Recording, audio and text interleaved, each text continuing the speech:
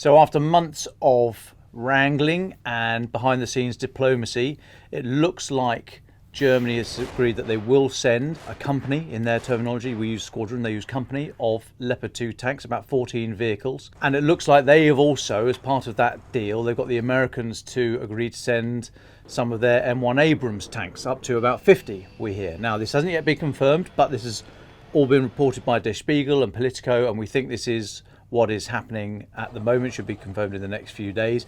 If so, then this is a big move. These Western main battle tanks on the back of the 14 Challenger 2 that Britain has promised. These are very, very significant tanks.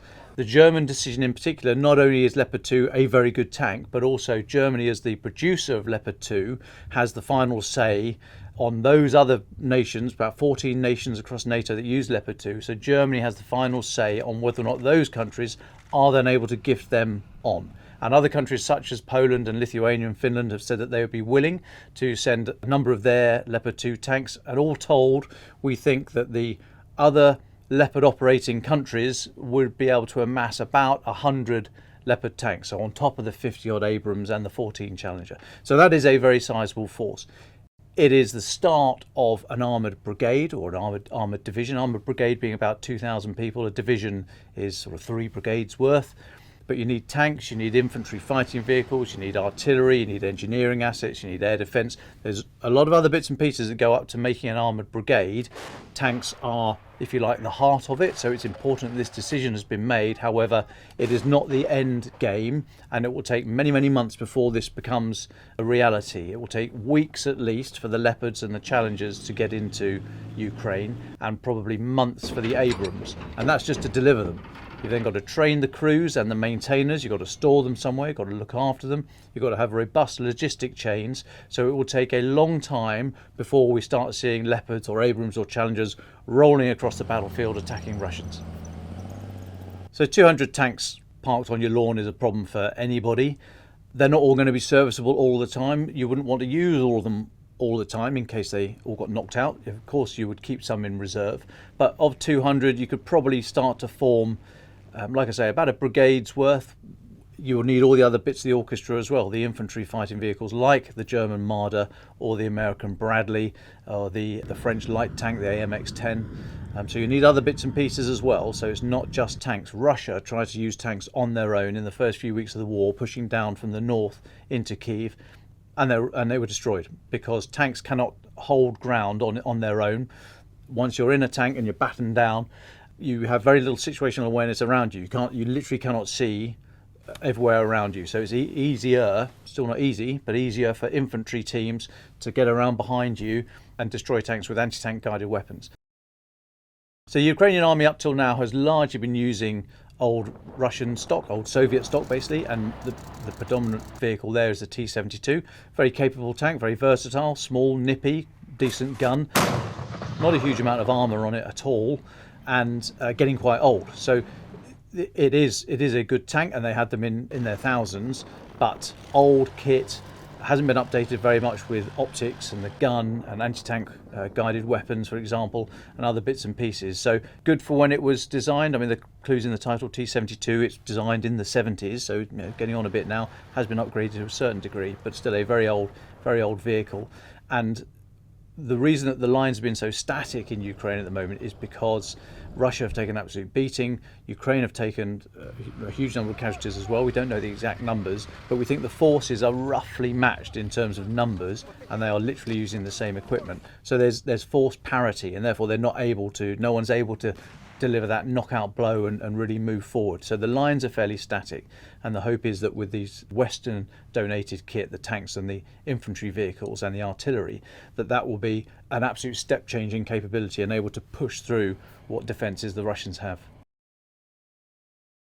I think there was reluctance from the US for two reasons. Firstly, I think they were of the opinion that they were doing pretty well, and they are doing pretty well. They've put in, last Friday they put in $2.5 billion worth of military aid, military stuff, military equipment. That takes their total up to about $27 billion since the war started last year, or the current phase of the war started last year. So I think they were saying that they've supplied HIMARS artillery systems, they're going to supply the Bradley infantry fighting vehicle, the Patriot air defence. They've done a huge amount. And I think they were saying that it's for others to step up. I think it's also the fact that the M1 Abrams is a very needy tank. It's got a very niche, almost bespoke logistic tail. It is very fuel heavy. And I think the view was that actually it was the wrong tank to send. That was the view I got from Jack Watling, who's a senior research fellow for land warfare at the think tank RUSI. It's the wrong tank. It's so bespoke. It needs so much care and maintenance that for the numbers that America was able to gift, it was just too needy. Leopard is a very, very capable tank, and because it's been exported to so many different countries, there are many, many more available. So I think in the long term, the Ukrainian armoured capability will boil down to a sort of fleet of Leopards, mainly Leopard 2, but some older Leopard 1s possibly as well. And the Abrams and British Challenger will be there and very helpful, very useful, but they have their own logistic and supply problems, and I don't think they'll be in the mainstream. Now, Germany's reluctance, I think, was born of many, many different things, but I think primarily they did not want to be seen as the face of an armoured thrust against Russia for various political reasons. So they were looking for US top cover, diplomatic top cover. They said that they were not going to move without the US move. Now, whether or not you think that's fair and whether or not you think that's because they had an eye on some post-war relationship with Russia, all those considerations are valid and worth digging into at a later date. But they said what their consideration was, and that was they were not going to supply Leopards and give permissions for others to supply Leopards unless and until the US supplied Abrams. And the eventual the position of the US to reluctantly go along with that has been crossed, and they've now said that they will, and that unlocked the Leopards. Russia has been threatening escalation all through this war. They know that talking about nuclear weapons is makes the West very nervous, because we just don't talk about it. We arguably treat it in a much more serious manner, but also because the use of battlefield nuclear weapons is very much in Russian doctrine, in their sort of way of warfare. So they use references to nuclear weapons a lot more readily than we do, and they're always talking about escalating and potentially using nuclear weapons. I mean, it's largely what they do, and it's largely because it's all they can do at the moment. They are not going anywhere on the battlefield. They've made some very, very small tactical advances in the last few weeks around the town of Soledar in the Donbass. But really, this massive Russian army that we were expecting to see in the field, it is not there. We think the Russian casualties are about 180,000, that's killed and wounded, but that number is what we think they had on the start line on February the 24th last year. So that original Russian army that started this war is no longer there.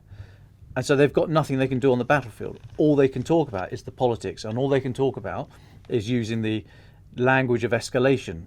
And so it's unsurprising that they are responding to this change from the Ukrainian side with the gifting of these tanks and other vehicles and other capabilities, that they are talking about that in the context of this is escalation and we're going to do this and we're going to do that, because they can't actually do anything on the battlefield.